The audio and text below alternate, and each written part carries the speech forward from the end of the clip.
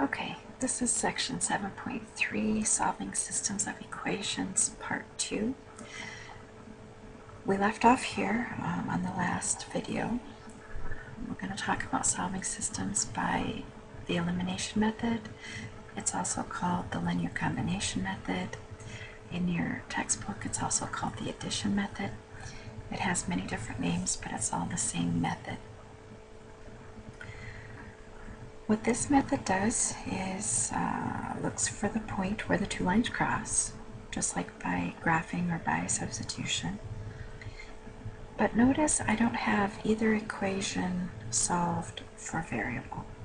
I don't have either x equals or y equals.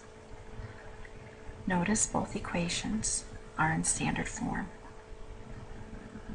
So what I'm going to do is I'm going to pick a variable, doesn't matter which one, either the x variable or the y variable, and I'm going to eliminate it. In order to eliminate a variable, what I need is the same number with opposite signs.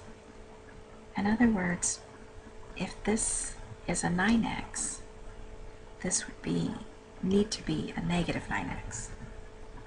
Since it's not, I'm not going to eliminate the x's. I'm going to look at the y's. This is a negative 8. This would need to be a positive 8 for the y's to eliminate. Again, it is not. So what I'm going to have to do is multiply one of the equations by a number so that I do get one of my variables to eliminate. As I look, I notice my y values. One is positive and one is negative. That's a good thing. That's what we need. So that's a start in the right direction. So I'm going to choose to eliminate the y's. It doesn't matter. You'll get the same answer in the end if you choose to eliminate the x's. But since one is positive and one is negative already, that's going to save me a step. So what I'm going to do is figure out what number I have to multiply the 2 by to get a positive 8. If I multiply 2 by positive 4, that will give me a positive 8. Same number, opposite sign, which is a good thing. The only trick is, if I multiply the 2y by positive 4, I also have to multiply the 3x, and I have to multiply the 48.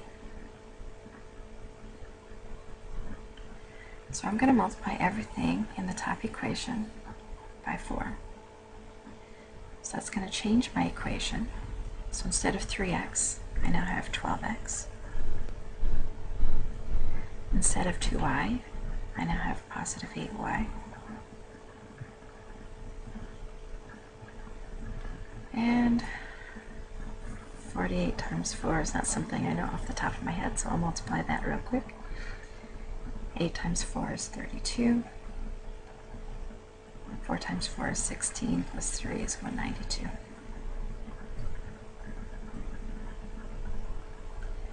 Now my bottom equation, I haven't changed.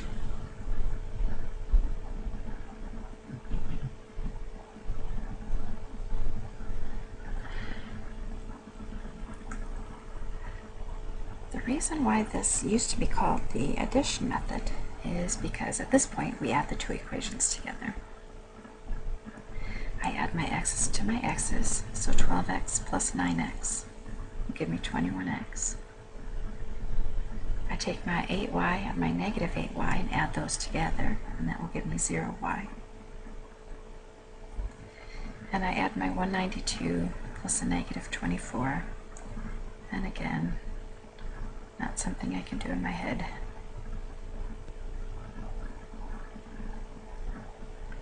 I get 168.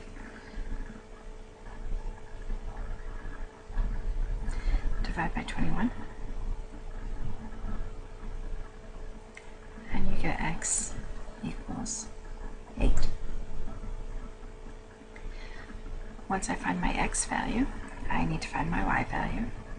So again, I'm going to take my x and plug it into one of the top equations, doesn't matter which.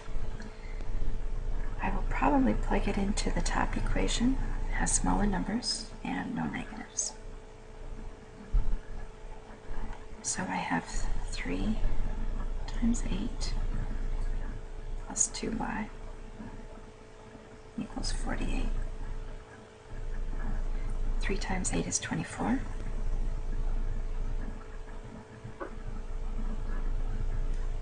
Subtract the 24.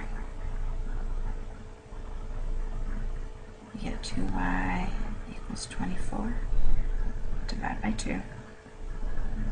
And y equals 12. So the answer, the solution to this system, is the point 8, 12.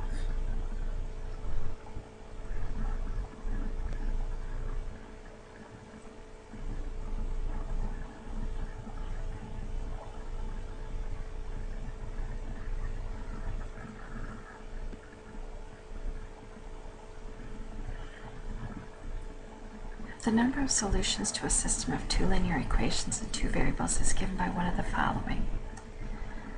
Before I go over this table, what I want to do is show you a graph of the way 2 lines can intersect. So let's suppose I have 2 lines and they cross right here. So they cross in one point. They have one solution. One solution. But that's not the only possibility for 2 lines. Suppose I have this line here and this line here. Notice these 2 lines are parallel and they don't ever cross. If 2 lines are parallel, we would say that they have no solution. Remember, a solution is where the lines cross. If they don't cross, they're not going to have a solution.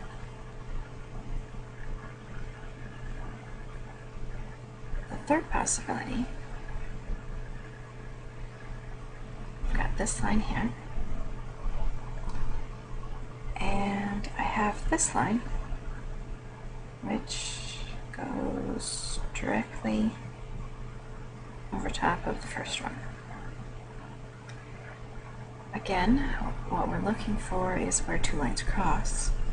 Since they cross or touch here and here and here and here and here, every single point along the line, we would say it has infinite solutions.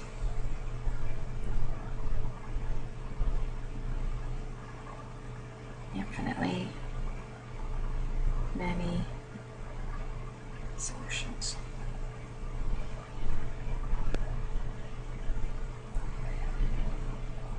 Okay, so basically I drew a picture of the 3 situations that are in the chart. So when you write down the chart, I also want you to draw the graphs of those situations.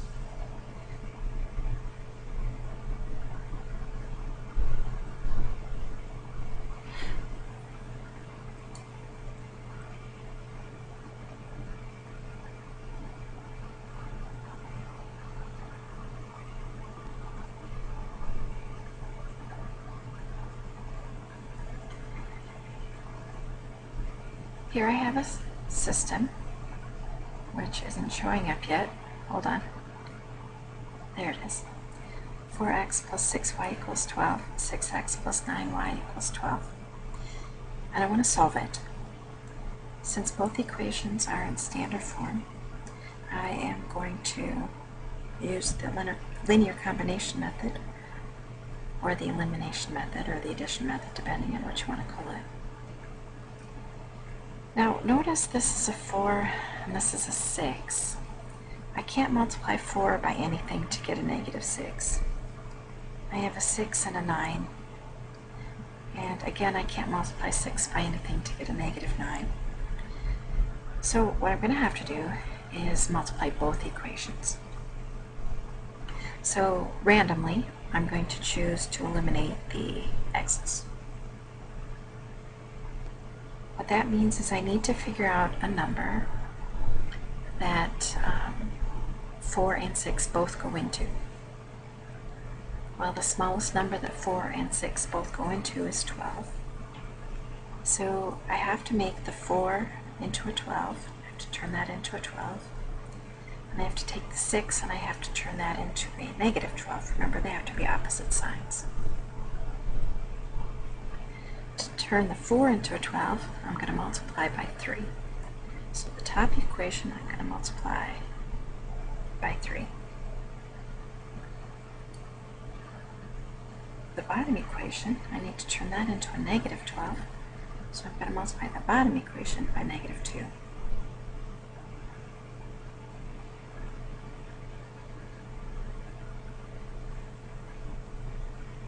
So the top equation by 3 gives me 12x plus 18y equals 36. The bottom equation by negative 2 gives me negative 12x, negative 18y equals negative 24. I'm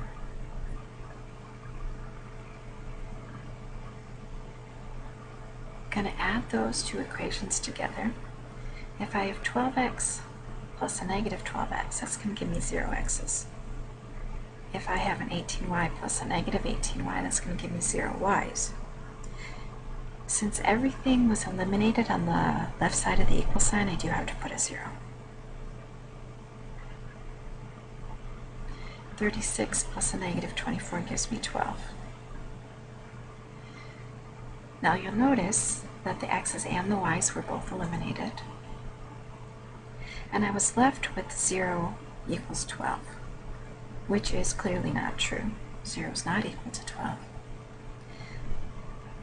Since both my x's and my y's were eliminated, and, notice I said and I got a statement that was not true, we would say that there is no solution.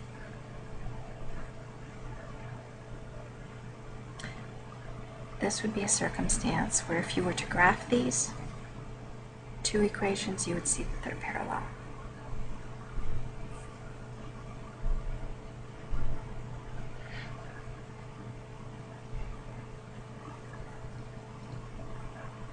I'm going to solve this. I have y equals 3x minus 2, 15x minus 5y, y equals 10. Since my top equation has been solved for y, I'm going to use substitution to solve. I'm going to take my 3x minus 2. I'm going to replace my y value in my second equation. So I have 15x minus 5 has to go in parentheses, 3x minus 2 equals 10.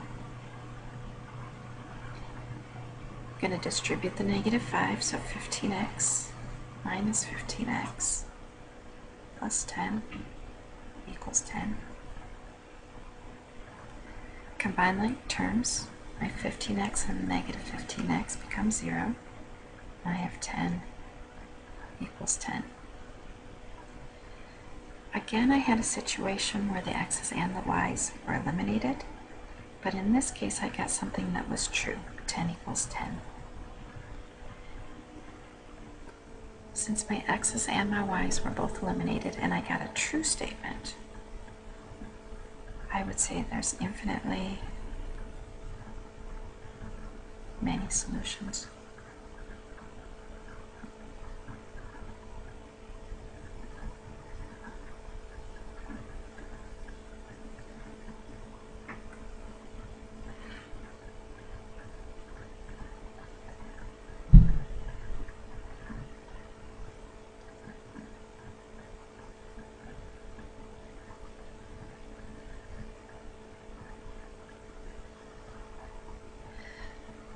Revenue and cost functions.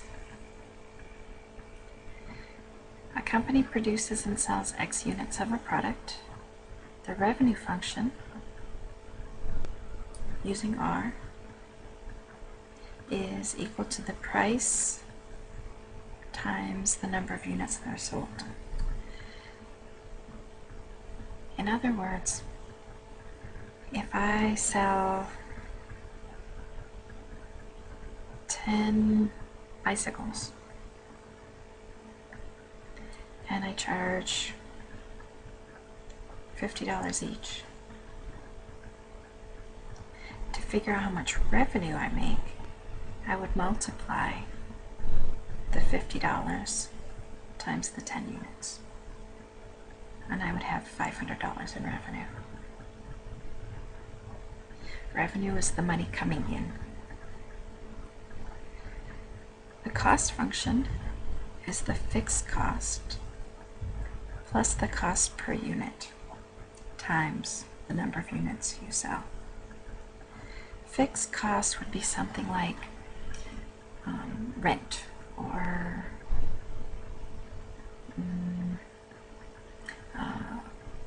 a mortgage cost. It's the same amount every month. Doesn't matter how many bicycles you make, it's going to be the same amount every month. It's called a fixed cost. Cost per unit, that would be like for the materials for the bike. So if I make one bicycle, that would be less cost than if I were to make 10 bicycles. I'm talking about the cost per unit here.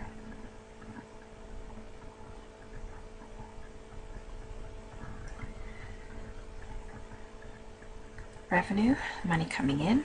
Cost, money going out. Where those two intersect, that's called the break-even point.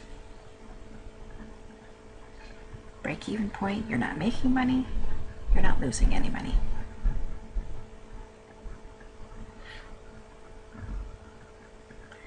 A company is planning to manufacture radically different wheelchairs. Fixed costs will be $500,000, and it will cost $400 to produce each wheelchair. Each wheelchair will be sold for $600. Write the cost function. Remember, the cost function is equal to the fixed cost. Well, they told us it will cost us $500,000. Plus the cost for each unit times X. Well, it costs $400 for each wheelchair times X. The revenue function, how much we're going to sell it for, $600, times the number of wheelchairs that we sell. Determine the break-even point and describe what this means.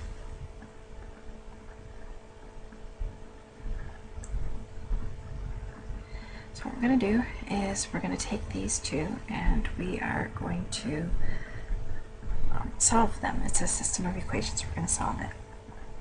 Okay. So what I want to know is, when will 600x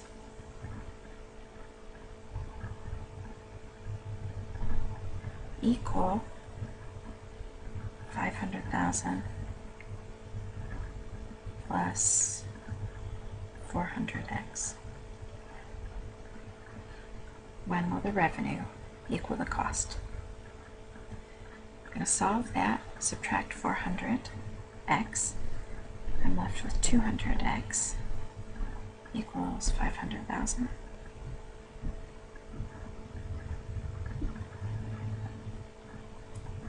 Divide by 200. And you get x equals 2,500.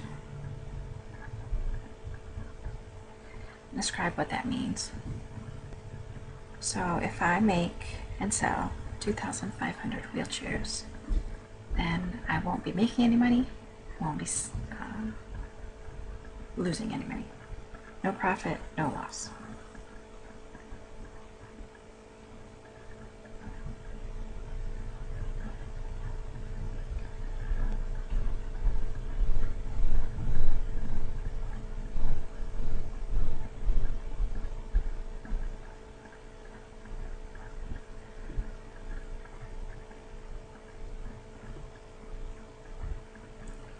if we take that 2,500 and substitute it back in,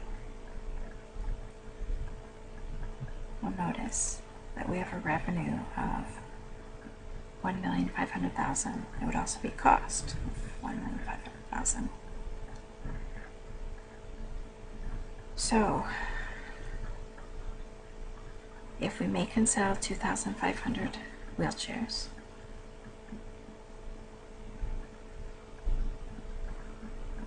it will cost us $1,500,000, and we will have revenue of $1,500,000.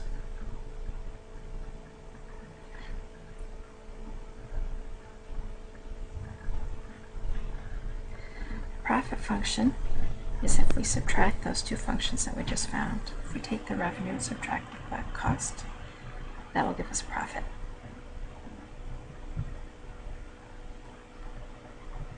In the example that we just did, our revenue function was 600x. If we subtract our cost function, which was 500,000 plus 400x, be very careful here. You're subtracting the entire function. That means you have to put parentheses around it and distribute the negative. And simplify, we get 200x minus 500,000. That will tell us how much profit we'll make for for the number of wheelchairs we make. So if we graph that function then, and let's say we make 5,000 wheelchairs, we can expect a profit of about $500,000. Here.